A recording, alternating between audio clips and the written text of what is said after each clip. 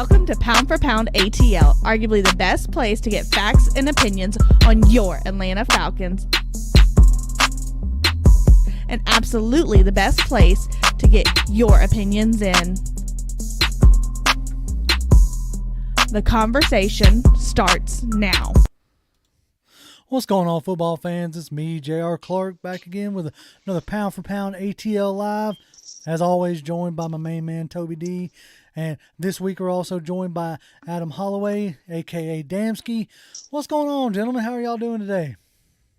Hey, man, I'm excited. Ready to get into it tonight and talk some Atlanta Falcons football. Damsky, what you got going on, man? Nothing. I'm gearing up for another trip out to North Carolina for Sevens football, so we're just getting ready for that. Had a little field session this morning with the boys. So, man, just football 24/7. I wouldn't have it any other way. That's it. That's what's up. Now, I wanted to ask you something now that I was not thinking about. Over the weekend, I was catching, the spring games that were on Saturday, and then the USFL that debuted, which was somewhat interesting. And then for a brief second, I couldn't watch it long, but for a brief second, I caught that FC or FCF, that fan controlled football. And oh yeah, I don't know if you've watched any of that at all, but that looked like that was like 7-on-7. So is that what sevens looks like? Like, is it like three linemen kind of deal?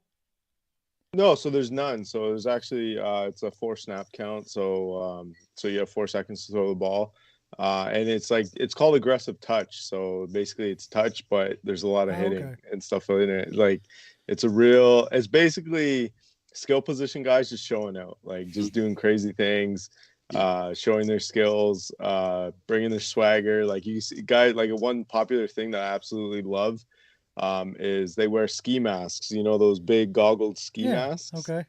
So they rock them on the side of their head, and they got all this swagger to them, and it's awesome, man. Like, honestly, I encourage anybody that's a fan of football, go check out a local tournament, man. Like, the vibe there and the energy there is absolutely, it's infectious, honestly. Like I had my first taste. This year was my first year coaching. Right. Sevens, and I fell in love with the game like all over again. It felt like that's how like crazy it was, like kids doing backflips. It's just something about kids enjoying football. It just brings out a lot of me. Oh yeah, no, that's cool. Yeah, like I said, when I saw that the way that fan control that I literally counted the people on the field, and I was like, oh, it's 7-on-7. Mm-hmm. So I was like, I need to ask Damsky if that's something that that if that resembled what you talk about as far as sevens goes. I'll have to send you some clips from the boys. That would be slick. That would be slick. But speaking of the boys, the guys reported back to the building today. This is the first time we got to see Marcus Mariota like in the building for the Falcons. Which was interesting to see. I don't think I can ever actually remember a Falcons quarterback jumping hurdles like we saw today. So that was, or doing sled races for that matter. Toby, what'd you think about that? It was unfamiliar territory there. I had not seen that, and I don't know when I've never seen it, but Marcus doing that and interacting the way he was, and already fitting in with everybody. And one of the main people he's fitting in with is Kyle Pitts, which is great because those two be having a good time day one when they get on the field, whoever we're going to play that week. So I'm definitely excited about seeing that and seeing the stud Kyle Pitts just walk in there, period. Like, he looks like he is so confident this year and is ready to really ball out and score more than one touchdown this time around. Yeah, I'm pretty sure, like, if there's one thing, and I'm sure, Adam will like to chime in on this, if there's one thing that over the years drove like a lot of Falcons fans crazy was, Ryan's apprehension in the red zone. Whether it was just because he did not want to make a mistake, did not want to turn a ball over or what have you, but there were times that you were just like, man, pull the trigger, and maybe, we don't have that issue. Maybe I'll be interested to see how it transpires this year with Pitts being in his second year and, definitely being the most talented guy out there by far. Yeah, that's one thing. I think the biggest thing is Mariota will take a little bit more gambles. He has more to lose, to be honest, or more to win. Oh, yeah. To be honest with you, he's trying to fight to be the guy in Atlanta, and they said they would forward him that opportunity. So, yeah, and like just in general, I know Marcus Mariota targets his tight ends. I know Delaney Walker was a huge target for him in Tennessee, and obviously Darren Waller, who's a freak. Right. He's going to target you. You're going to just naturally target that guy. So I mean, he's got no qualms about throwing to his tight end. So yeah, I would. Whatever Kyle Pitts statistical categories are like ranked in, like what's that called, betting, I guess, right. I'd probably bet the over in all those. I would just because he's probably the most dominant weapon that we have, and just because of who Marcus Mariota is as well. Yeah, I tend to agree there. I would bet the over on every stat that he had last year for sure. Mm-hmm. I would bet the more yardages, more touchdowns, obviously. And if there's a hard stat for more blocking, probably more of that as well. So, but it was real good to see those guys, like I said, back in the building. We've gotten some like sound bites from like Jake Matthews talking about he was jumped at the chance to sign his extension. Whether he was talking about like he made it sound like he signed it. Did he sign it before Ryan got traded? Because that was almost like when I caught that clip, because somebody asked him about the quarterback situation, and he said, he jumped at it anyway. He just wanted to be here, and I kind of chuckled when I read that because I was like, yeah, I mean that's money. I like. Yeah, I want to be here. Right. Y'all want to pay me millions of dollars to do the job that I have been doing for years in the city that I have been doing it in? Yes, then I would like to continue to do so. Yeah, I think what's funny about that though, I quote Jake Matthews, and as far as this goes, last year he opens up off-season training having to answer questions about Julio Jones. Now this year he's having to open up off-season by being asked about Matt Ryan. So it's kind of interesting that he's been the guy having to be asked these questions about two guys that are now no longer with the Atlanta Falcons. But it's crazy to believe that we only have three guys that were part of that Super Bowl team left on this roster right now. Yeah, so what is... And eight literally is like the next oldest guy that's been on the team because there's so many new pieces there. Right, it's like what we had talked about in the offseason, like early part of the offseason. It was like, I know they don't want to use the word. Even Jake was like, oh, we don't want to call it a rebuild. Look, you may not want to call it a rebuild, but it's a rebuild. Like, it's a de facto rebuild regardless of what you want to call it. When you roll into an offseason with 29 guys under roster, or under contract rather, like, you got no choice but to rebuild. I mean, that is what it is.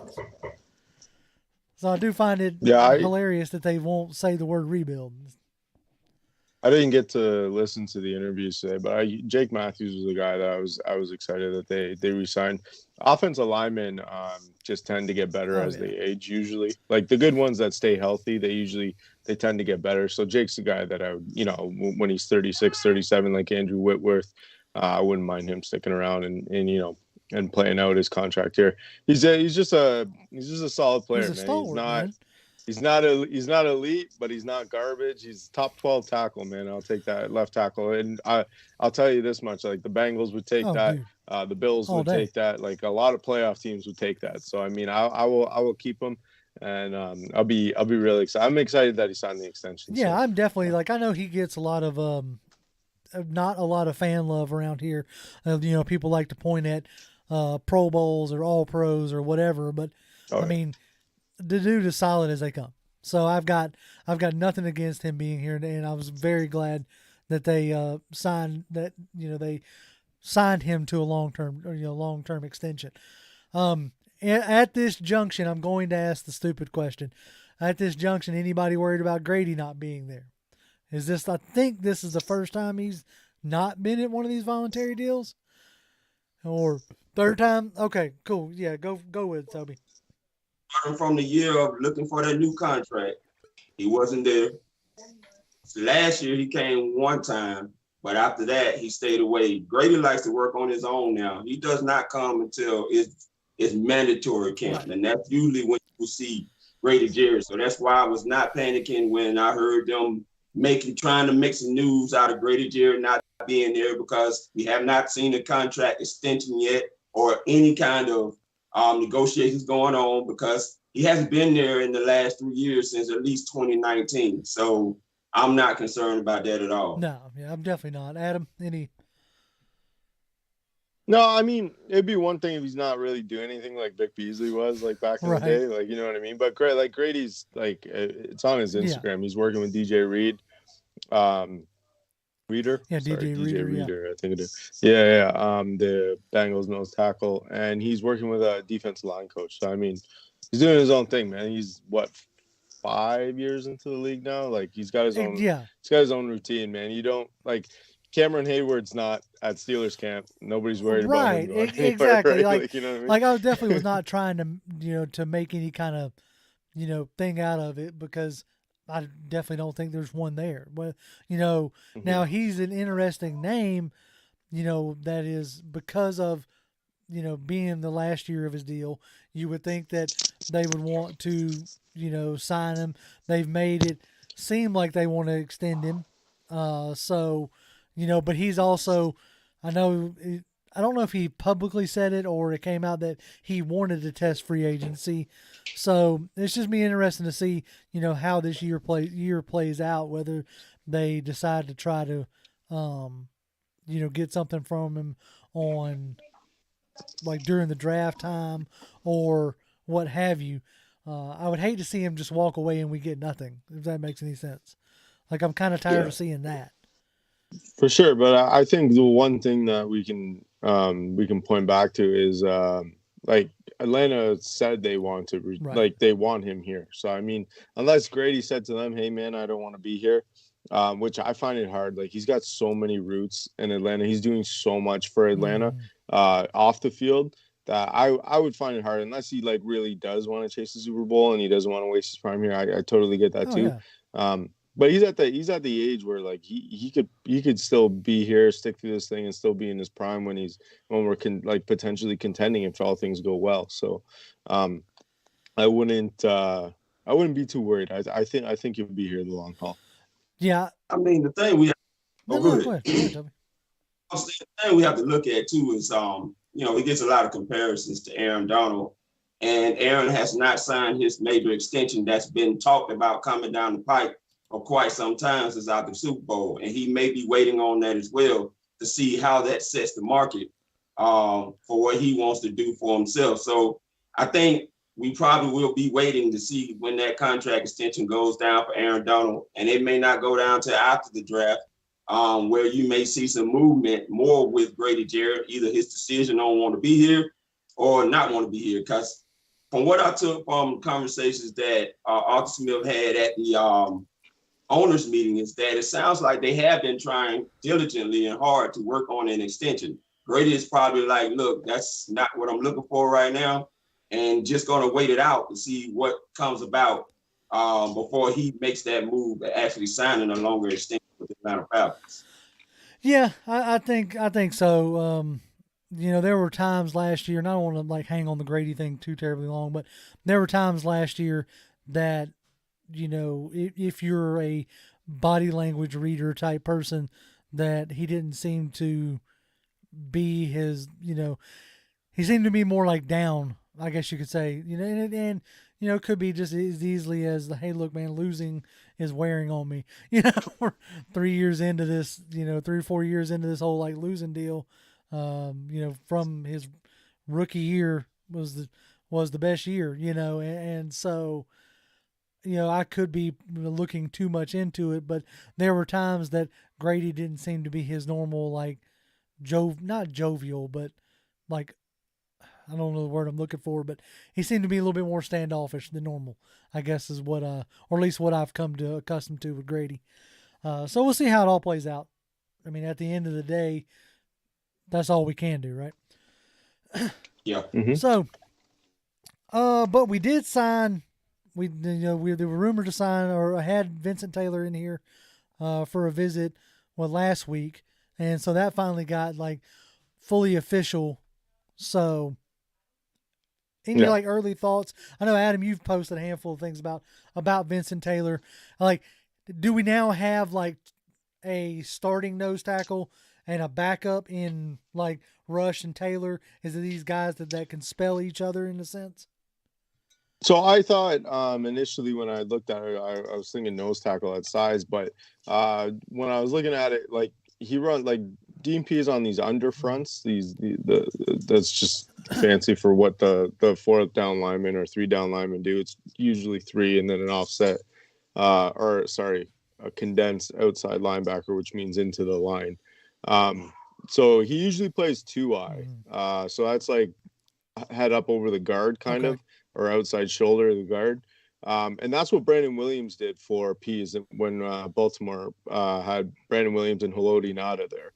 I believe it was Haloti Ngata. I'm pretty sure. I don't know. I got to go look back in my notes when I was checking. I was already looking because Vincent Taylor's he was a quality run stuffer. Like even last year he was gonna he signed with the Texans and was a quality run stuffer.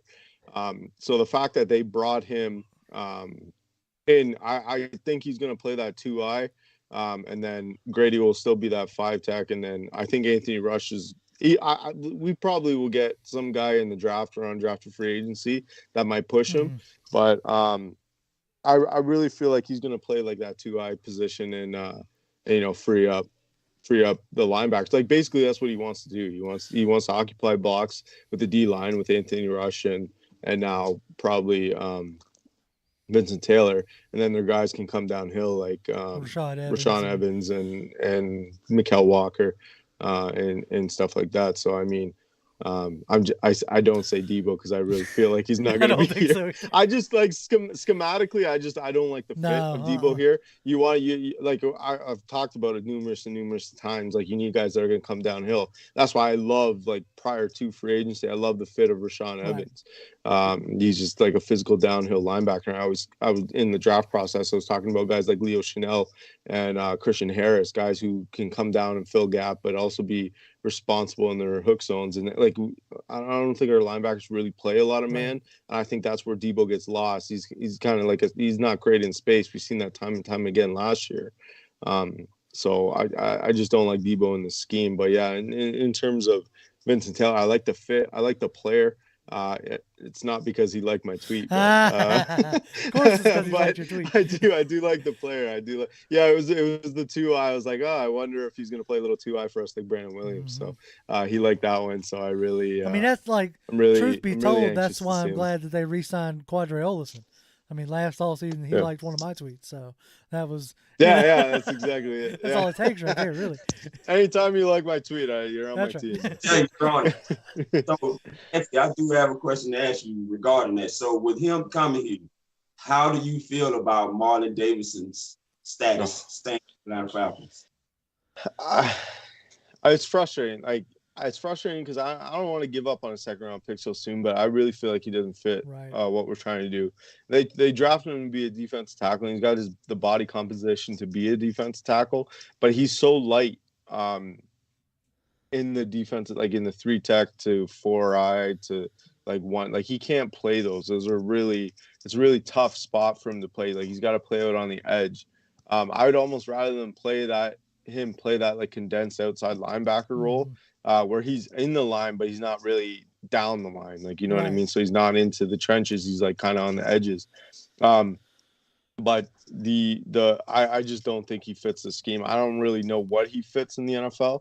To be honest with you, he might be an outside linebacker, but he's just like his body composition just doesn't do him well. You know what I mean? And I get into this conversation a lot with DeMarvin Leal. People are like, why do you think DeMarvin Leal can't play inside? Well, like if you look at all of his pass rush win rates, like he doesn't win as a 3 tech. I don't know why people want to push guys that can constantly win on the edge.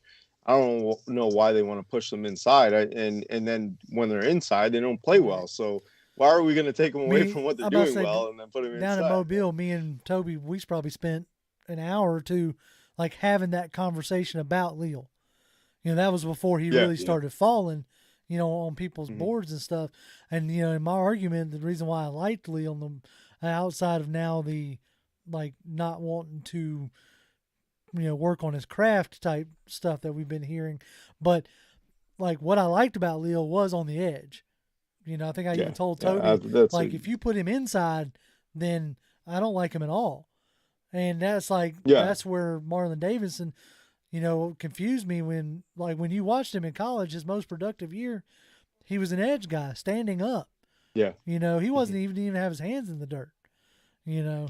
Yeah, and I think that's a little bit frustrating with his projection because when you look at him and his body composition and his weight and his size and his length, he projects as a 5-tech. Like, he really should be a 5-tech, but he just can't win inside an offensive tackle shoulder. Like, he's got to be out on that edge, but then he doesn't have the speed. He doesn't have the NFL speed to win there. So he's got like a tweener size where he's got to figure out to play 5-tech and be more aggressive there. And I just, like, in this scheme specifically, I have no idea where he's going to fit. Like, to me, like, Taquan Graham, like, clearly outplayed him last year. And Taquan was getting 20 snaps a game, and it was evident, like, Taquan Graham was a far superior player in this scheme specifically. So I don't know, man. I don't want to give up on a second-round pick.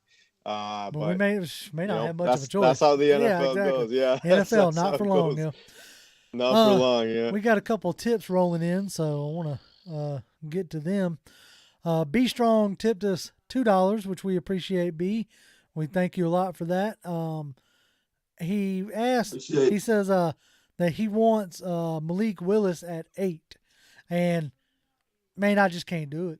I can't pull the trigger on a quarterback at 8. Like, they may end up doing it, but I can't see. He probably ain't going to be there at 8, which is the crazy thing to say. Like, I'd be surprised if he gets past Carolina, really. But, yeah, I'm not pulling the trigger on any of these guys at 8. Yeah. Well, I mean, A.J. Terrell continues to buy for him, so he would definitely love to have his former high school teammate on the team who also had the same agent as he does. Oh, yeah. Play for the Atlanta Falcons. So, I mean, we'll see how it works. I mean, as you guys have seen, normally with these guys working with certain guys, they end up ultimately being drafted on the team. We saw Eric Harris, Grant. We saw Ridley with Kyle Pitts before he got drafted. So he may be hitting something out. Who knows? Who knows? Adam, you want to throw anything on Malik Willis before we move on to our? I don't want a quarterback at all in this draft. Like, if it was up to me, like, we have a good opportunity of addressing, like, offensive line, defensive line, if we want to, linebackers, outside linebackers, edges, there's receivers, so much, running backs. You know what I mean? I'd rather just be a meat and potatoes draft, and then, you know what I mean? If we want to go after Kyler Murray next year, then all right. And if you want to throw a bunch of picks to get Bryce Young or CJ Stroud, be it.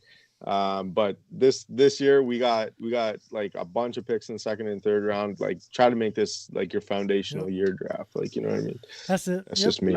Kyler Murray is my wish list. And I think I said it on one show. So he's on my wish list. If that can happen, I'll be happy about it.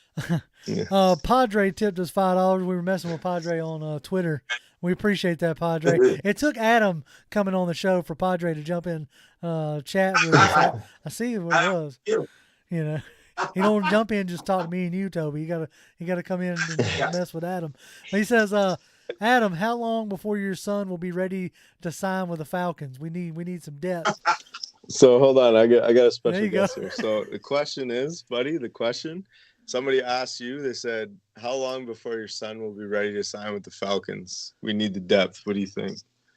Okay. Talk. What you got, bro? Say hi. First off, say hi. So this is Toby and JR. What's up, Bo? Say hi. Hi. So when you coming down to play for the Falcons for us? Never. He's not a Falcons fan, so I knew he was going to say that. All right, fine. So, like, you still in on the Browns? Is that still your team? Yeah. I got you. Okay. Yeah.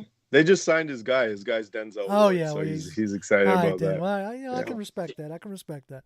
Yeah, that's all right. Yeah. Well, maybe we'll get you in a trade. He said maybe we'll get you in a trade. So you're gonna need a lot of draft picks to get a lot of draft picks. Oh, well, hey, we'll trade up. Yeah. Say bye. Bye. All right. You can go. You're good. Dempsey ain't gonna do nothing but pull an Eli Manning and tell him if that Falcon draft, he ain't going. Hey man, I'll definitely be a dad, man. If the QB ain't feeding him the ball, I'll definitely pull. Oh yeah. You'll be that OBJ dad, like putting some clips together. That'll definitely be me. Hey man, my son's open. They're just not feeding him. Man, tell me if what that right there was the downfall of Baker. Like if you want to point to the downfall of Baker, it was that video that OBJ's dad put together. That was some stuff right there. Hey man, that's a dad looking out for his son. You gotta do what you gotta do, right? Oh, for sure. Hey, he won a Super Bowl, and if you would have stayed healthy in this, he probably would have won MVP. Oh yeah, very possible. He was dominating. So I mean, pray for his health. So that's it. That's good. That's good. So that's pretty much our opening salvo. So let's jump in a chat and catch up with everybody else and see what's going on. Nick Bangalow says, want the defense to be the Falcons' identity. I would love to have that identity switch to the defensive side of the ball. That would be, to be like a Baltimore or, Denver back in the day with Von Miller and I'm blanking on his DeMarcus Ware. That would be really cool to have like that defensive identity. That would be something different. He also says Garrett Wilson at 8.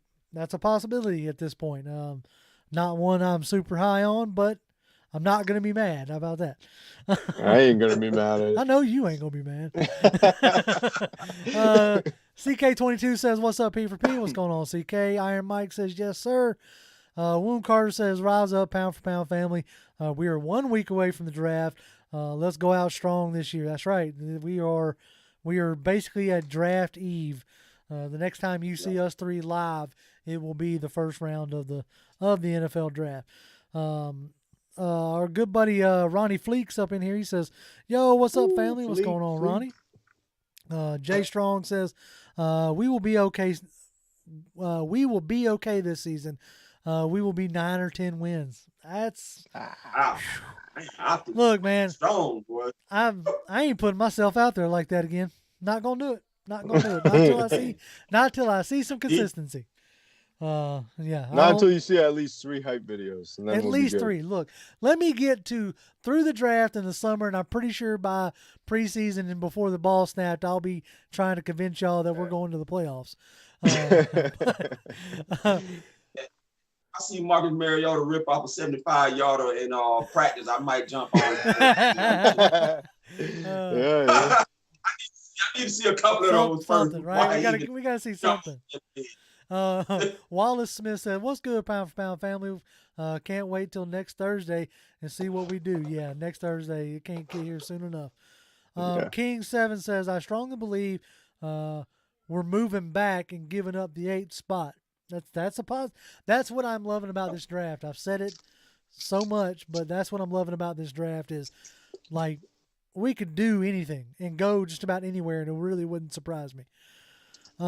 Chris Jameson, buddy Chris, I know Chris is happy. I don't know if y'all saw, he got his Mariota jersey in. And, yeah, nice. So I like it. Right, that was I was happy for him to see that. That's a clean look. Yeah, it is. Cool. It is, especially like for your. Like, say in a handful of years, Justin Fields ends up in Atlanta for whatever reason. You'd be stoked. So, that's that's the one thing I don't get to enjoy in a sense because I'm not like a fan of a college team per se. I enjoy like college football. We'll get you in Buckeye Land. No, I doubt that. you got a better chance of getting me in Georgia Land because obviously I live here. But and that we're on the. I'm on campus at least once or twice a week. I'm gonna send Brian Hartline to your house. We'll get you. He gets everybody. We got the best receivers in the nation. There it is. But he says moving back further in the draft capital would not upset me. No, I mean I wouldn't be upset about it. But you also got to think like even right now, they still have to create some more money to be able to sign their draft guys, and that's with the 9 picks that we have. That's not a small number that we have to sign. Keep it going. Charleston Nash says, howdy. What's going on, Charleston? Ronnie says, wow, you were saying Matt being timid in the red zone made me realize just how different things will really look now, just based on there being a different person in the important position. That's right. I mean, look, I'm a Matt Ryan truther until he retires and probably afterwards. But I can admit and realize faults and weaknesses. Like he was hesitant to. There was not a grip and rip in the red zone. You know, you had to be open. I like that grip and rip. I like that. I mean, you saw it like in between the 20s. You'd see him come up firing, but like the closer you got to the end zone, the more it became like, all right, it's got to be there for me to really throw it. And hopefully that's something that Mariota doesn't bring, so to speak. All right, keep rolling. Big Low Country's in here, or Coach Big Low Country. What's going on, Coach? Big Low. He was agreeing with me with the body language of Grady Jarrett. Like I said, I don't read much into it. It could have just been, whatever. It doesn't matter, but it's just something I noticed. David Breland says, I think we get a linebacker in the draft and let Jones go post June 1. That may be how you pay for your draft class. It's possible. Yeah, I'm on board with that. Right. I'm with y'all. Like right now, I don't see, unless Jones comes with a completely different attitude and a mentality, I just don't see Jones fitting, here. One thing a team won't have to worry about is paying the bonus, his roster bonus, because it's already been paid. Yeah, it's already been paid on that one. And some amount they would have to give him for a year. Exactly. I mean, I still think you're going to roll into next year with over $100 million in cap space. So if you're eating a little bit of it from Deion Jones, I don't think they're going to worry too much about that. Let's see. Reggie 2K says, he's talking to Coach Low Country. He says he doesn't want a quarterback drafted at 8. I'm actually really getting to the point where I don't want a quarterback drafted at all at this point. That's what you know what I'm saying? Yeah. Like the more I look at it and the more I'm thinking about it, the more I'm just like, you know what? Punt on this year as far as quarterback goes. Let's see what you got in Mariota. And then if you were willing to do what you were going to do with Deshaun Watson last year, let's see what might be available in 2023, whether it's like you were talking about earlier, Adam, whether it's trading up to get a Stroud or a Young or whoever may, come out and wow everybody, or if Kyler Murray truly is unhappy and doesn't want to be out there in Arizona anymore, we can bring his toddler running self out here to Atlanta, and I wouldn't be mad about that at all. Yeah. So, Adam froze. There he is. He's back. He's back with us. All right. That's all right. Yeah, my phone was dying. I didn't see that. I got it. What was the question, sir? I was just talking about, I was making bad jokes about Kyler Murray running like a toddler. So. Oh yeah, no, he definitely. It's almost like Josh Allen running like a farmer. Have you seen that one, the farmer guy? Oh yeah.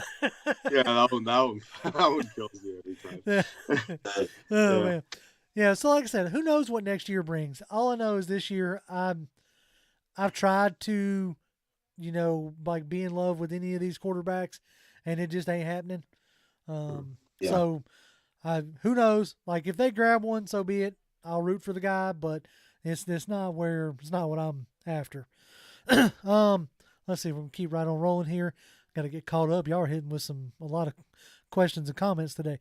Joe Houston says, he goes, I'm not giving no draft capital. We did that with Julio, and look how much that set us back. This is a very deep draft for O-line and D-line. We got Grady he says 4th, but we got him in the 5th. So I get it. It's just differences in philosophies. And this is a copycat league. And the last 2 teams to win a Super Bowl did it with trading away not all, but trading away big portions of their draft for proven veterans and signing proven veterans. So, like I said, it's a copycat league, so there's no telling what it'll look like next year. Yeah. Let's see. Keep it on rocking. Down to Padre. He says Grady could really be out here, especially if he doesn't see anything. Oh, could be out of here, especially if he doesn't see anything out of the defense or doesn't like the fit. But I think he wants to see what happens. If he doesn't like it, he's gone. That's kind of where I like, and I don't blame Grady for that. Like, I really don't. Like, he's got what, like, really, realistically, one more contract in him. Yeah. Who's that, Grady? Yeah. So yeah, it's probably this contract, and then he'll probably like a little scoot along a 1 year deal. Yeah, 1 year, 2 year bump. Yeah. Yep. So yeah. Yeah, they are. Yeah. Yeah, they're targeting the guys that had the most cap space. And I highly doubt Grady this year with Adam, toward the cap. what are you doing over there? But, you know, right? Like you got cat. Adam's just like, you got a small earthquake going. I didn't think y'all had earthquakes up in Canada. What are you doing? Sorry about that. No, you're good. I'm just messing with you. Now, what I want to steer our conversation into now, it was something I was looking at earlier, trying to get, as we're all doing, in this draft, trying to read the tea leaves, and see who is like where the team might be leaning, because this is definitely not the Dimitrov era where we knew who, if not who, we knew at least what position we were drafting by the time, especially by now. So in advance of trying to read the tea leaves, I got the list pulled up of private workouts, which I think those are a little bit more telling, maybe, because you have to be a little bit more intentional. You only get 30 of them, with the top 30 visits. And so then there's more resources poured into it. You have to bring that guy to the facility, so on and so forth. So that's always been an interesting area to look at.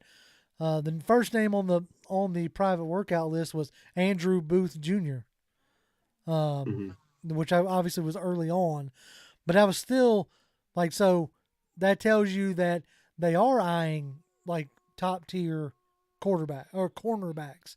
It may not be Booth, but that tells you that they're looking at probably Booth, Stingley, Sauce, all those guys that.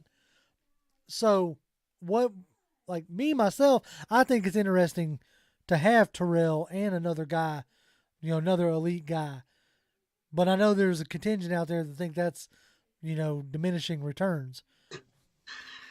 No, not in this scheme. Definitely not in this scheme. Not when your defensive coordinator believes on playing drop 8, which is drop 8 players out of the thing and only rushing 3. There's no way.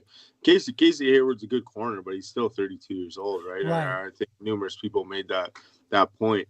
I think what's interesting, with the private workouts, I don't really know, but if you're interested in Andrew Booth, there's no reason why you wouldn't be interested in Derek Stingley. They're typical same type of players, but Stingley's got way better ball skills, in my opinion. I know a guy that I talk to a lot is Luke, and he has Andrew Booth as his number 1 corner in this draft. I personally, I've heard and I've seen that he's going to fall a little bit. So maybe I don't think that pick is at 8.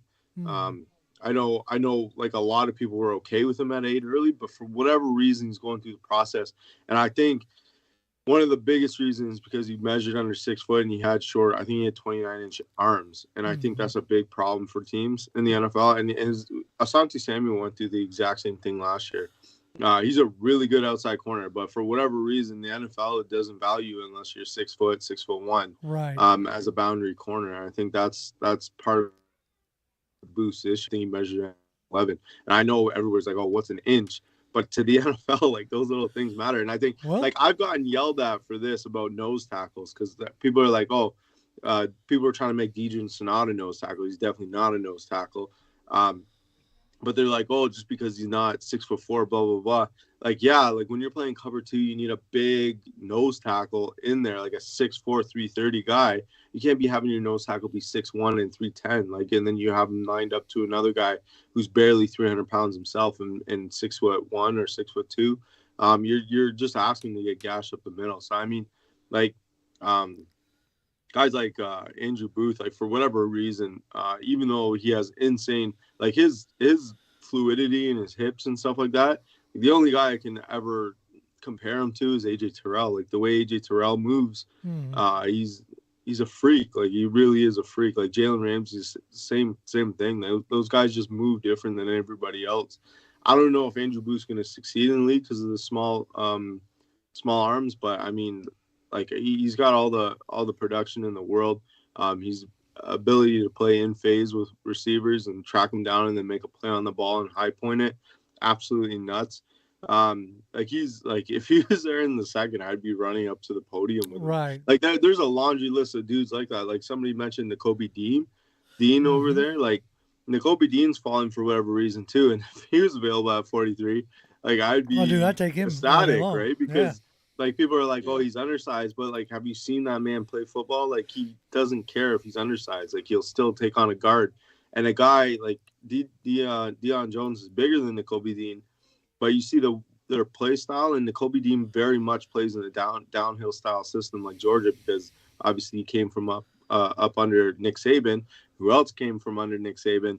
DMP. So I mean, it's just, you just look at that style, and it's hard to, like, when you have a guy that's so accountable too schematically, like Nakobe Dean, like I don't know why you wouldn't want to try to build your defense around that guy. I know people will be like, oh, he's an off-ball linebacker, but I mean, if you have a guy that can get everybody set and actually has experience in the scheme, like I don't know why you wouldn't do that as well. Right. No, yeah, I completely agree. Before we keep moving down this list, first of all, Toby, did you have anything to add on the Andrew Booth? I dropped Booth before the Senior Bowl, and I actually have Booth right there, probably 2 spots above the Atlanta Falcons, which is probably why they're interested, is because there's a huge possibility he's falling to the second round. Right. Roger McQuarrie didn't test well at the combine, and he definitely had short arms as well, which really shocked me because they look much longer on film. And I have him going higher than Andrew Booth right now. So I was not impressed with Andrew Booth when I watched him, and that was the reason why he went down to the second round. And this is even before all the injury stuff came about, which is why he didn't participate at the combine or his pro day, which really hurt him. So if he's there in the second round, I would definitely run my behind. I was about to say, I'm sorry. I would run my behind straight on up to that podium without hesitation and take him off the board if he falls to the second round right there at 43 for the Atlanta Falcons. And man, you know what? Maybe that's what it is. You know, maybe that's why they're looking at him. Willie Doc tipped us $5, which we appreciate. He says, "Hey, P for P. Great content in the last few weeks. Keep up the great work. We appreciate that." He says, "Any other position would you be least excited about drafting besides QB at 8? And I'll just go ahead and put it like, as much as I want them to draft a running back, I'd lose my mind if they did that. You know, if they pulled a running back at 8, I'd just, wow, that would be insane to me. Outside of that, like, not really. You know, and the only reason why I say that is because you have guys like, if Thibodeau's there at defensive end, obviously. If Evan Neal's there at offensive tackle, obviously. If Ikwanu's there at offensive tackle or guard, obviously. If Cross is there. You see what I'm saying? Like, there's not many positions outside of, like, even if they really fell in love with Devin Lloyd at linebacker, I would be okay with it. You know? So, like, cornerback, obviously you have Stingley and Sauce, and safety, you know, Kyle Hamilton. So, like, pretty much every position, there is a high-end prospect that I could easily see them taking at 8. So, outside of, you know, I joke about the wide receiver, but if they fell in love with Garrett Wilson, that dude's nasty. Like his coming off the line. Like, don't get me wrong. I even hit up both Toby and Adam when I first started watching them. I was like, all right, I'm confused. and I'll admit to any of y'all when I'm wrong about something. And the more I watched, the more I was like, okay, I was just watching like not great plays at the moment, or not full games, you know. So as I started watching more, I understood and I saw, you know, how he could fit and what people were attracted by him. Like, even if you were to pull Trayvon Burks at 8, like, a lot of people would shake their head and go, oh, you reached. But for our scheme, what we perceive that Smith likes to run, Burks fits that, you know, very well. Mm-hmm. So it wouldn't be a reach for them.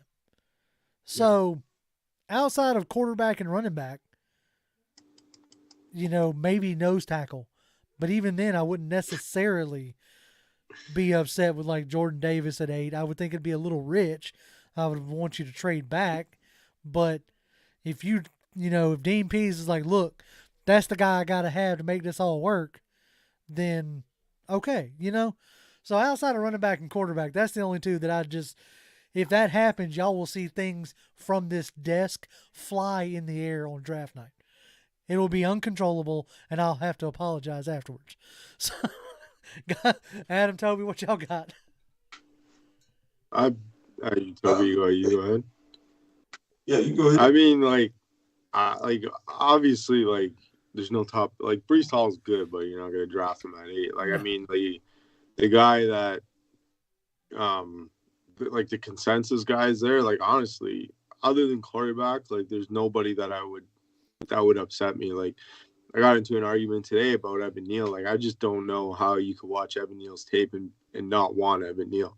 Right. I get that he's an offensive lineman and it's not pretty, but I mean, like, he's Evan Neal, man. Like, he's a really good, technically sound offensive tackle. And I think one thing that gets lost in roster building these days and the way that quarterbacks play, you need 2 good offensive tackles. So if you're booking Jake Matthews with Evan Neal, and then you're slotting in a guy who's a little bit mobile, that's how you build for a mobile quarterback. So, I mean, I think people get frustrated on the short-term vision and feel like every single thing is going to be filled this year. And that's just really not the case. I think you just got to look at it of, let's just get good players. Like I say it time and time again, in 5 years, whoever we pick at 8, just make sure that we know we have to resign him. Like, that's how good he is.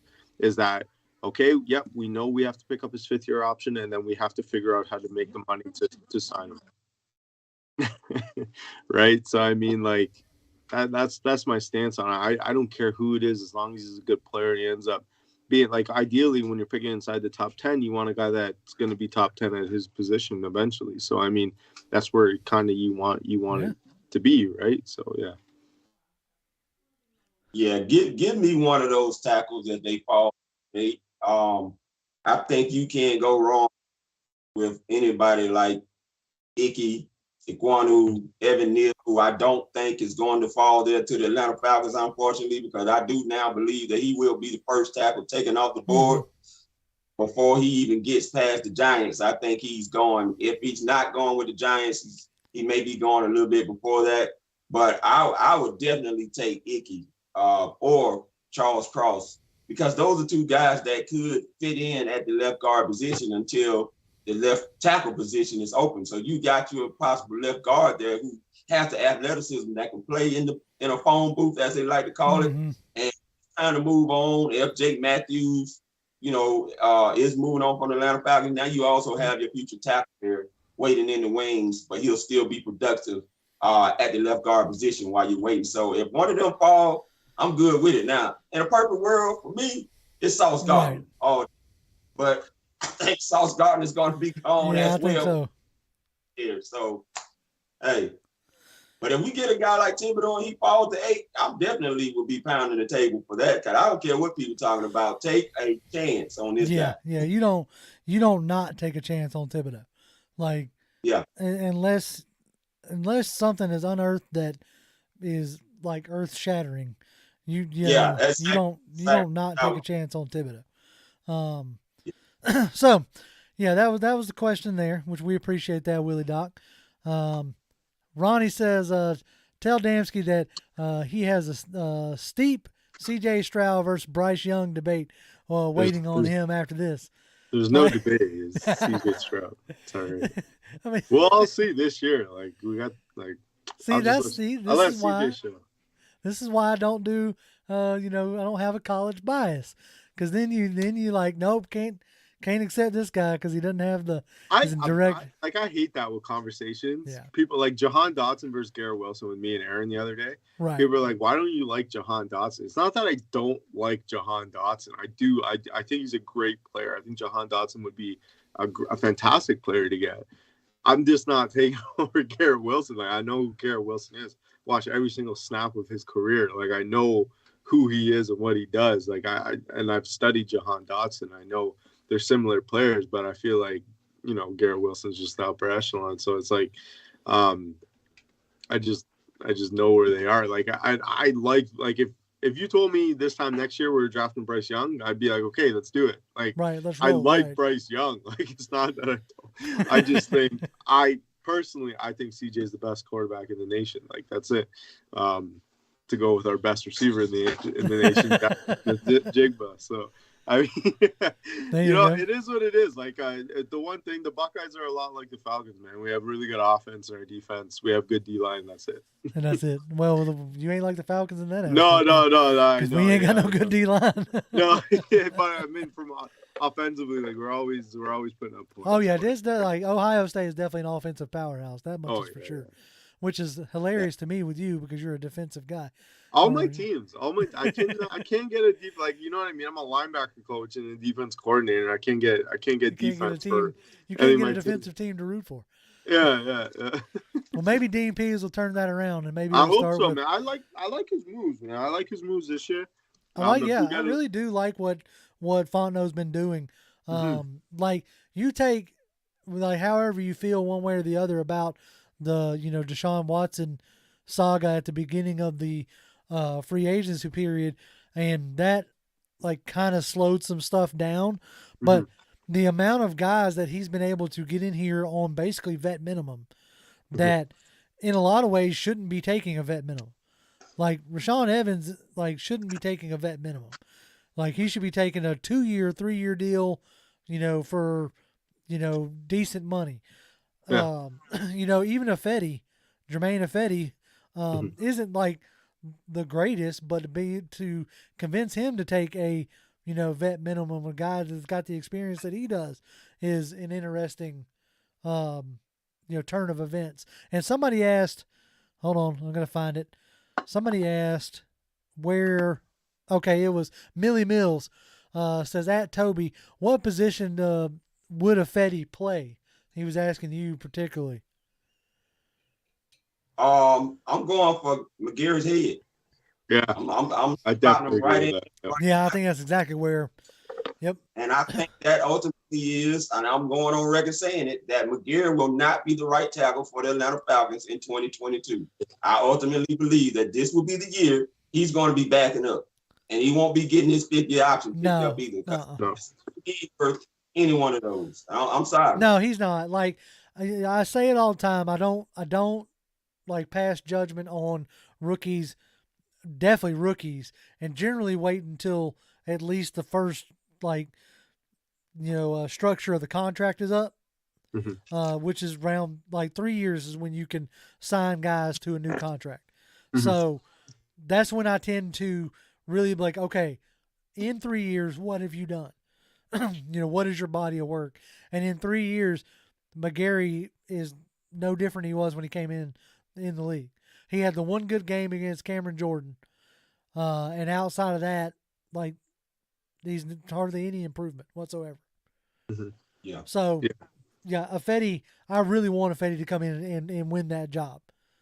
And I mean, I feel like Ifedi's like an elite version of McGarry. What McGarry is, he's a really good run blocker and he's subpar in pass pro. So I mean, if we're trying to get back to running the ball, why not just plug Ifedi in there, exactly. Get rid of McGarry's contract and just roll with that until you can get who you want. I mean, to be honest with you, the best case scenario is that we draft Evan Neal and both of them get up on out of there. So I mean, then you have solid tackle play and then that's it.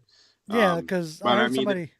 Oh, I mean, if you feel like Jermaine Ifedi's that guy, you could also play Evan Neal at left guard too, because Evan Neal's played there. So I mean, that's the beauty. That's why I liked Evan Neal a lot. He's just played so many positions. Played left tackle, right tackle, left guard. He can play everywhere across the line. Obviously not center, but I think same can't be said about like guys like Kwanu probably could too. He could probably play guard. I don't think he can right tackle. I think he can play left tackle. But Charles Cross definitely a tackle. Like I feel like he's got to be a left tackle. His anchor's not that great. So when he's going to go up against those big, powerful 3-techs, I feel like he'll really struggle in that sense. He's quick and he can anchor on the edge really well. But if you're just asking him to down block, like he's just going to get bodied like that. That's my opinion on Cross. I know some people are like saying like he might be a guard in the next level, but I just feel like he don't got so to speak the ass and the bulk in the ass to do it right. Yeah, Tony Wright just said that in chat. He said we could plug Cross in at left guard from day one and move Mayfield back to his natural position at right tackle as he played collegiately at Michigan. I'm not against moving Mayfield back to right tackle.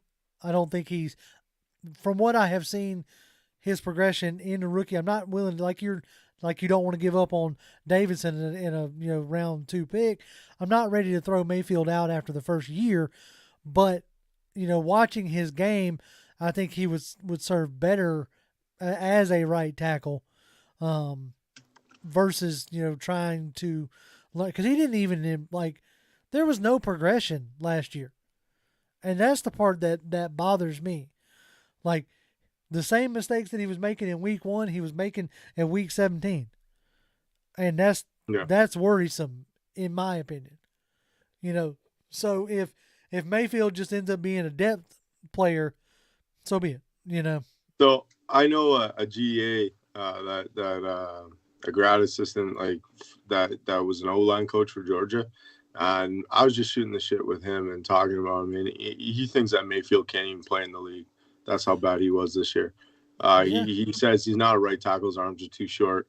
Right. I don't know what you would be. He doesn't have, he can't play center. So I just feel like they graded him at whatever, but I don't know. Obviously, they were just going BPA last year. He fell on their grades, and that was it. But, I mean, I feel like he's got a long ways to go. And like you said, there was no progression from him.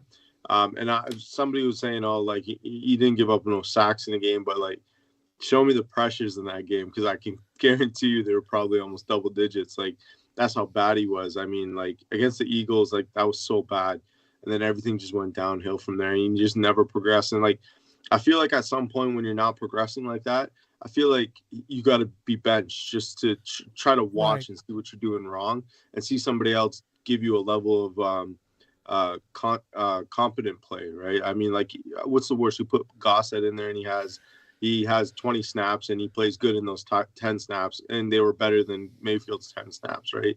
So I mean, if you look at it that way, and then you can check it out that way. But I mean, I don't know. To me, they have not even added a guard other than Ifedi, but Ifedi's been only a right guard. So it's are we going in the draft saying we need a guard and Sailor or Slayer from Georgia? It was kind of a target for you or something. Or Ed Ingram from LSU or something. Yeah, you know what I mean? It could be that, but I don't know. I don't know what they're doing there either. And that was probably last year, if there's one head-scratching thing that I had, coming off the, to point at the coaching staff, it was definitely the Mayfield situation. It's you didn't even try to do anything different. And that was aggravating, to me. Let's see here. Keep it on running. Jay says, guys, just let y'all know I can't wait till Thursday for the draft. I'm so hyped. Dude, yeah, Thursday can't get here soon enough. That much is for sure. I feel like everybody's now we're getting to delusional takes on Twitter. Dude, yeah. You know what I mean? I'm just what was the one I saw earlier? Man, let's just get there. Let's get to Thursday and let's do the first round, then we'll get to some takes. Right, after yeah.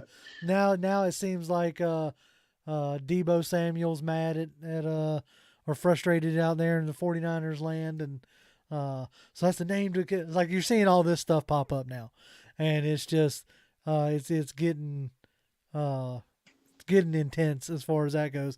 Like smoke screens, I'm over here coughing, and and my eyes are burning from the amount of smoke that's rolling around right now. So yeah, let's see what else we got going on. Keith Spencer says everybody's crying. Why is everybody crying? He says Mayfield going to be better this year. Those were hard knocks. Well, he ain't got nowhere to go but up. I'll say that. I just hope the dude's like confidence isn't absolutely destroyed. Because that's what it looked like at times when you were blocking air. Let's see. Millie Mill says, give me Jordan Davis at 8. Oh, I can't do it. I ain't gonna be upset, but me personally, I can't. I don't. Of the bodies that we sign out with Rush, and I know people are going to be like, oh, those guys aren't Jordan Davis. But, I mean, you got competent play there. All you need is competent play as a nose tackle and 2 high. I mean, you don't need it. Like, nobody's like, oh, this nose tackle made us a Super Bowl winning team. Like, you know what I mean? Like, because look at it like this. As much as I want a dominant pass rush, like a dominant pass rusher, I want a dominant pass rush. Like, how many Super Bowl rings does J.J. Watt have on his hand right now? Same thing with T.J. Watt and the Bosa brothers. Like, it's a team game. We say that all the time. So what I want is a dominant pass rush. I don't care if it's, you have the whole argument about, 10 guys with 5 sacks or 5 guys with 10 sacks. I don't care. Like, I just want constant pressure and constant, ability to get off the field on third down. That's what I want. That's how you win, turnovers and getting off the field. Yeah. So, Cameron Chrisley says, Jameson Williams at 8, question mark. I don't know, man. That's exciting. I mean, I've seen like top 10 love for him, being in the last few weeks. But I mean, is he going to be back from injury quick enough? Oh yeah. Yeah, no, he's ready to go. Yeah, he's already on field works. Okay. Yeah, you ready to go. Okay. Well, then that does change the narrative there. If he's ready to go and you feel like he's the best wide receiver in the draft, then yeah, you take him at 8. He might be one. I mean, I got Garrett Wilson at 2. Okay. He's my number 1 guy. He's been my number 1 guy, and he's staying my number 1 guy. Now, I just recently moved him in my top 10 not too long ago because I do believe if I was taking a wide receiver, I would have Garrett Wilson at 8. Don't get me wrong. But Jameson Williams, to me, is straight up 100% would be my number 1 guy at 8. And I think with you being in a rebuild mode and the receivers you've already brought there, you got time to wait on him to be ready to go, which I think will be late September, beginning of October, where he would really be ready to go confidently on that ACL. But I mean, that is a move that you can make in Atlanta because we all pretty much know that nothing's really going to transpire this year, for the team. So if you feel like it's an OBJ type situation where 4 or 5 games in, he can come in and like you can then have the, 2/3 of the season to really see him and Pitts on the field together, then yeah, it's worth, taking a look at it. Folks are asking for a mock draft tonight. Do y'all want to do a mock draft to close this thing out? Yeah, that's right. All right. Let me get it. Y'all talk amongst yourselves for half a second while I get this pulled up to where we can do this. I'm gonna try to see. Toby was nice enough to let us use his Draft Network account, so maybe we won't have a billion ads going on. Yeah, you won't have to worry about that. What is going on here? Come on. Adam, who do you think between Jameson Williams or Garrett Wilson? Who you taking in? I mean, they're both Ohio State receivers, so you can't go wrong either way. No, but I'd probably take Jameson. I love Garrett Wilson. I love everything he does.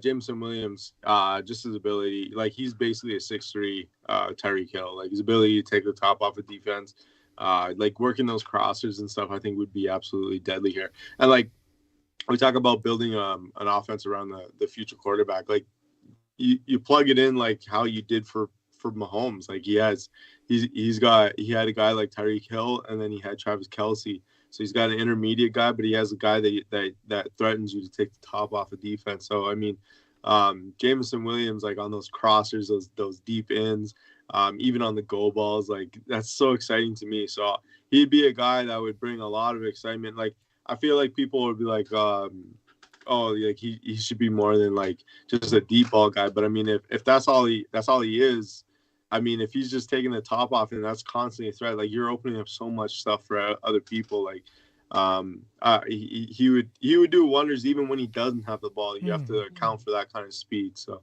yeah, Jameson Williams would probably be my guy. Yeah, Garrett Wilson's my guy, and I hope he goes to a great situation as well. But if we're dead set on receiver and that's BPA for us, then yeah, I'll definitely go Jameson. All right, let me see here. Let's hope I got the right screen. Let's see. We're going to move this over. Let's see. Nope, don't have the right screen. All right, we're just going to do it like this. Bam. And all right, let's see here. What screen am... interesting. That's the screen. Okay, hold on. Y'all get to see some behind-the-scenes stuff. Bam. Okay. Now, we're going to get this going. Okay. All right, cool. Well, good.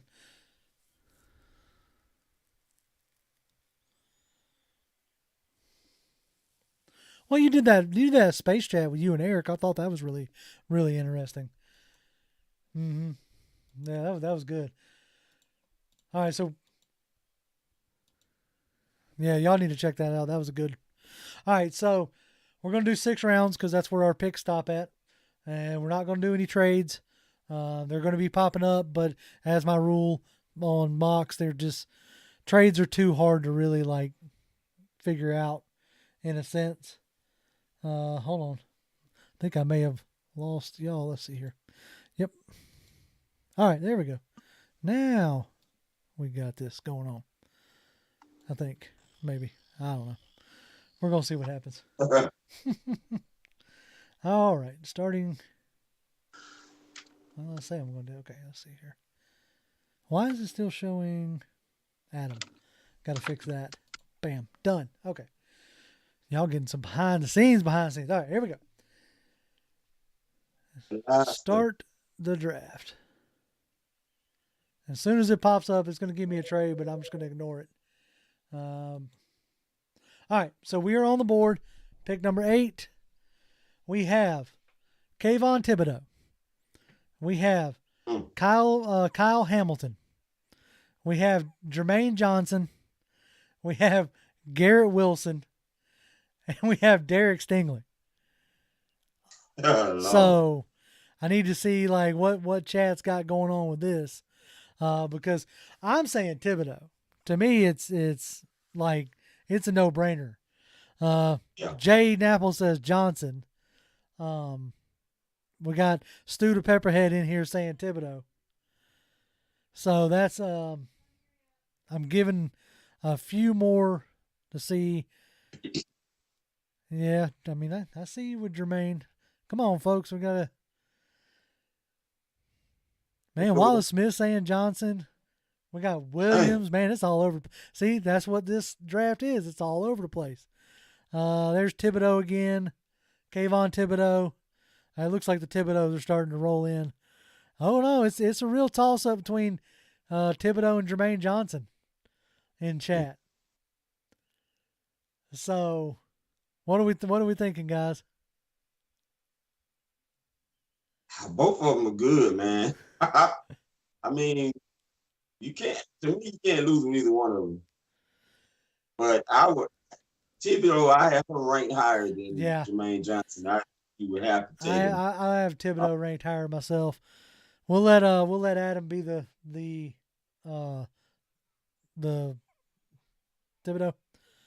All right, we're going Tibbs. We're going Tibbs. Chat's going to be slightly mad at us, but that's okay.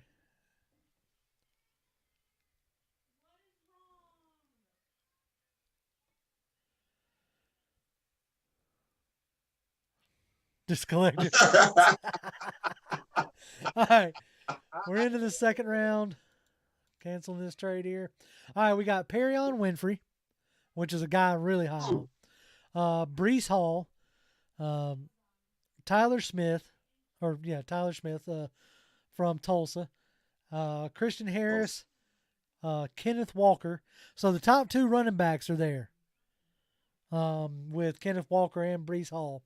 Arnold Epiketti and Christian Watson. So we could go offensive here and grab Brees Hall or Walker or Christian Watson. I don't think we need another edge, so I think that takes Arnold Epiketti off. I'm Perion, man. Perion Winfrey. That just me. It's no way you sit there and let that man don't take him. I guess. You like Brees? All right, so. Okay, I really like Brees quite a bit. Let's see, we got Perion, we got a lot of Christian Watsons. Stu done said Brees effing Hall. Got a couple Halls here.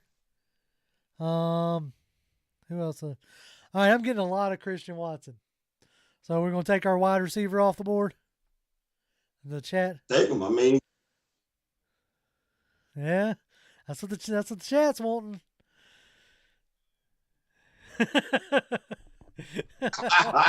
All right, well, Chad has spoken. We're going to go with Christian Watson. We'll see. Maybe Brees is there in the... Hey, check it out. We're on our second pick, and Brees Hall's still there. Can you go 2 O's? All right, so we got Brees Hall, we got Christian Harris, Kenneth Walker, Travis Jones. Oh, come on. Isaiah Spiller. And Chad Muma. Muma from Wyoming. You got to take Travis Jones, man. We passed up on Perion. See, it's coming back to us again. Coming back again. On, man. Oh, Chad. Don't do this to me. Oh, let's see what everybody's. Oh, okay. I'm getting some. I think Travis Jones. You have to. Travis Jones is the pick. Travis. All right, so we're taking Travis Jones. We're gonna take Travis.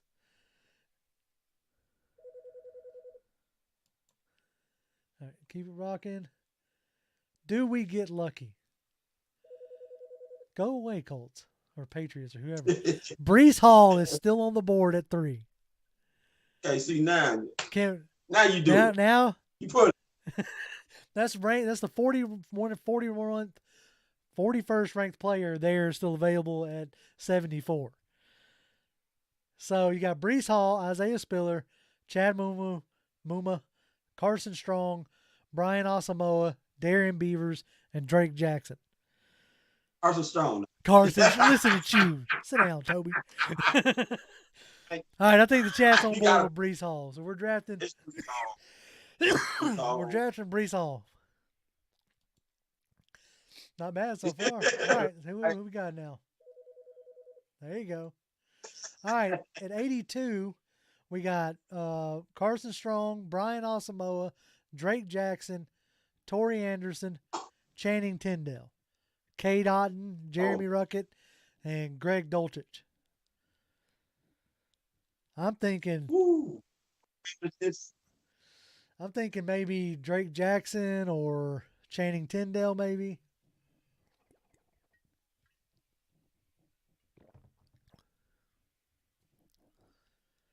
Need a power edge. I'm yeah. Channing. Yeah, Cole Strange wouldn't be a bad idea. You're right there. And in all honesty, neither would Greg Dulcich, really. Or Abram Lucas. Yeah. Sam Williams. Might be able to grab Sam Williams in the top of the 4th, maybe. if we wanted to try to play that game. Let's see. I got Drake Jackson, but you're saying like he's closer to Thibodeau. Somebody said Cross. Is there a safety there? Nick Cross? No.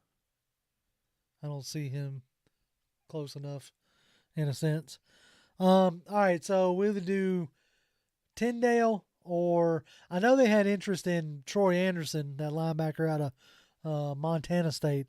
I haven't done much work on him, so I don't know much about Troy Anderson. Tyndale? Yeah. All right, well, let's go with Tyndale then. Yeah, they want Drake or Sam. But I'm thinking that we might be able to get Sam at the maybe in the 4th. Or somebody like Sam is what I'm thinking. We could get a punter. What's up? Not yet. Not yet? Okay. Not yet. Okay. All right, this is what we got. We got Carson Strong, Matt Ariza, Rasheed Walker, tackle out of Penn State, Jesse Lucetta, Penn State. Alec Lindstrom, if you want some competition and put him next to his brother. Brian Robinson Jr., if you want to double dip on backs. Now here's some interesting one. We got Jelani Woods, the tight end out of Virginia, or D'Angelo Malone out of Western Kentucky. Michael Clemens out of Texas A&M.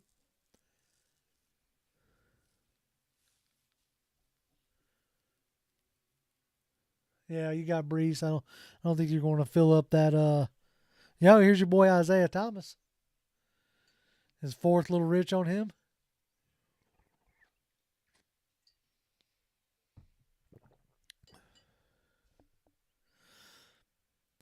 I got a lot of folks saying Brian Robinson, which I think we'll pass on that one. But Alec Lindstrom is getting some love, and Jelani Woods is getting some love.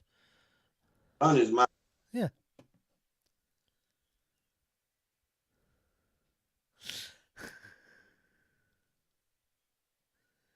Right. Yeah, brotherly love, man. All right. For me, it's a toss up between Michael Clemens and Jelani Woods. I'm team Jelani. But all right, let's see. I got Chris Jameson's going with Clemens. King's got Jelani Woods. All right, let's go with Jelani Woods. We'll get a I know now we can run all kinds of multiple tight end packages with Fersker. Somebody say yeah, I don't think he's trash. He might not be the greatest, but that's right. We got Brees Hall. We're good. All right, 151. Top of the 5th round. You got Matt Ariza still there, Zamir White, Jalen Watson, Jerome Ford. This is where your running backs are now. Jerome Ford, Sasir McCormick, Hassan Haskins, which is that's my dude right there. But you can get Braxton Jones, Max Mitchell, Luke Fortner, and Lictus Smith. Or if you want another do-it-all kind of guy, you got Bo Melton, or even if another linebacker, maybe with Jack Sanborn. So, somebody saying this name that I cannot pronounce, interior D-line from Iowa State. Yeah, I'm glad you tried that.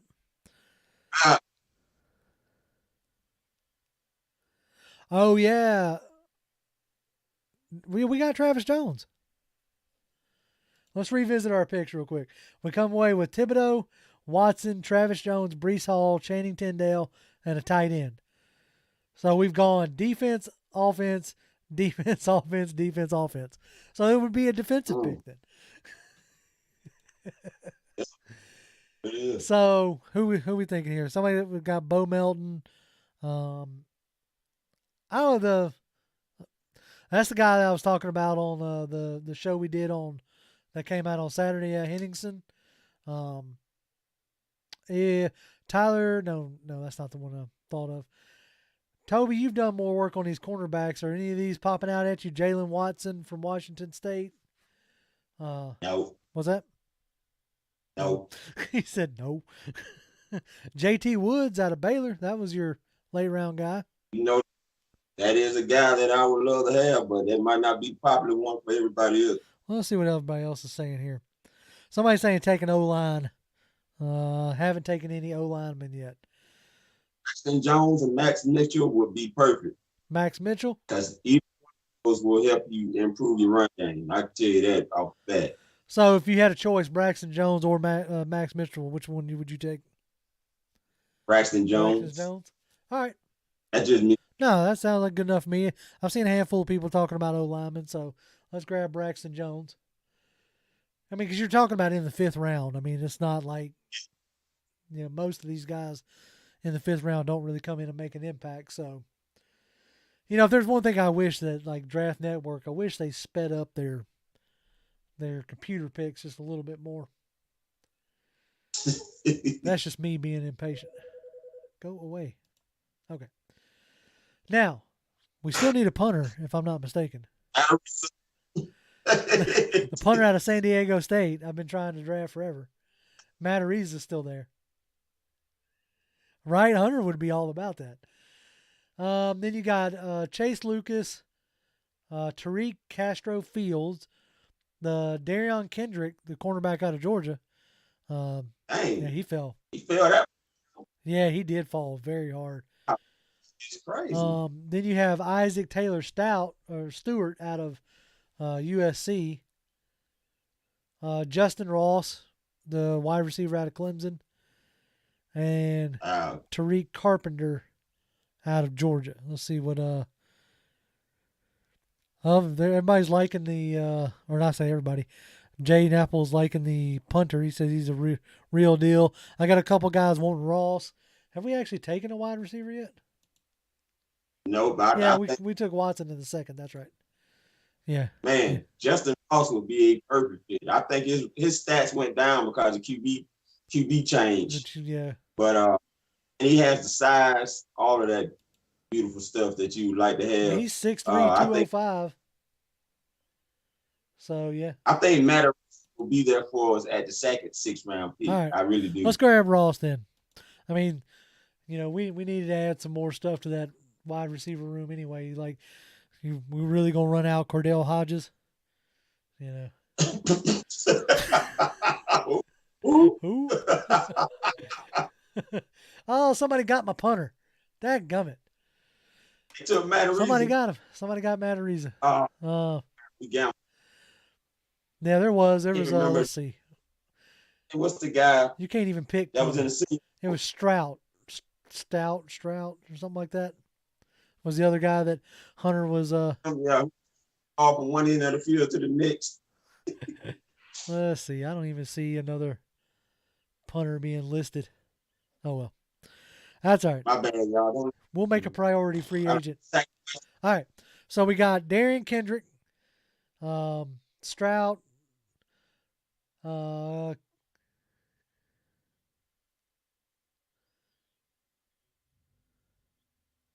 Kindenberg.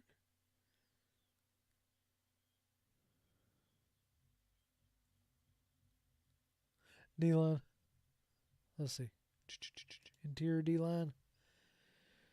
You said out of. They got interior D-line and edge.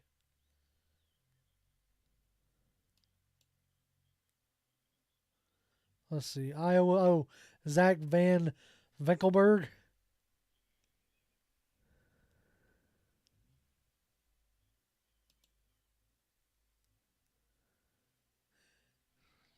I mean, you can just like.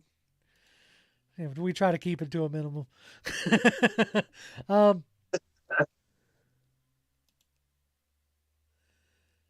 6'2", 262 out of Notre Dame.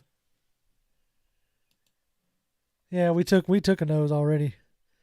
Let's see, Jeffrey Gunter. I've heard his name bandied about. a decent amount. Let's look at what we got. We got an edge, wide receiver, interior D-line, running back, linebacker, tight end, offensive tackle, and another wide receiver. So really, like, we could use a corner, I would think. So maybe like Darian Kendrick or yeah. Yeah, I can't believe that they haven't fallen that low. But hey. All right, well, let's pull the trigger, and we'll finally draft a Georgia player. Oh. I know that's always the Tony Rice says, JR, you sound like my favorite all-time college football coach of my favorite team, Florida State. Oh, Lord. I sound like Bobby Bowden, apparently. All right, so our haul for our last live mock draft before the draft itself. We come away with Kayvon Thibodeau at 8, Christian Watson at 43, Travis Jones at 58, 74 Breece Hall, 82 Channing Tindale. Oh, there's another Georgia player. See, I got bad short-term memory. Jalen Woods at 114, 151 Braxton Jones, 190 Justin Ross, and 213 Darren Kendrick. That's a pretty good. I did. I'm not mad at that. I'm not mad at that at all. Hey, that's our one to date. Yeah, I think that's that's solid. That's solid as it comes right there, in my opinion. Well, cool. Well, I think that's going to do it for us tonight. We've went up about an hour and a half, and I've heard my wife getting into it with my daughter, so I probably need to go stick my head in on that one. So, yeah.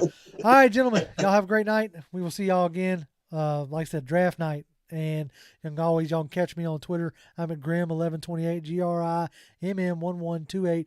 Toby? OBD 1991. Damski 32. Cool. And keep an eye on the channel. We may have something up before the draft, but I don't know. We're going to be doing three shows next week, so we might just be taking a little bit of a break to collect our thoughts before that happens. So, anyway, as always, Falcons fans, rise up. Stay classy.